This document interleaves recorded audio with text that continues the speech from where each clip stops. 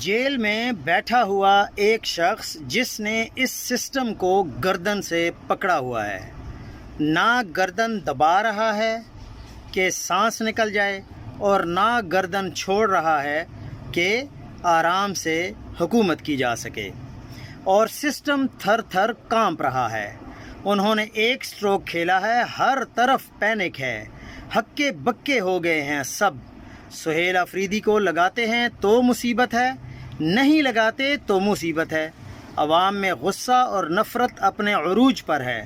موجودہ سیاسی ایکٹرز کی شکلوں سے اس ملک کی عوام کو نفرت ہو گئی ہے۔ ان کی اوقات ہی نہیں ہے عمران خان سے مقابلہ کرنے کی، جو جیل میں بیٹھا ہے۔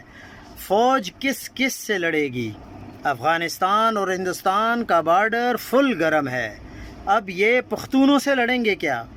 تو پیچھے افغانستان بیٹھا ہے۔ یہ انتہائی خطرناک وقت ہے۔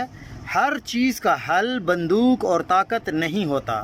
ملک اتنی خوفناک صورتحال سے گزر رہا ہے اور ہمارے وزیر ڈانس کر رہے ہیں، گانے بجا رہے ہیں جیسے سب کچھ نارمل ہو۔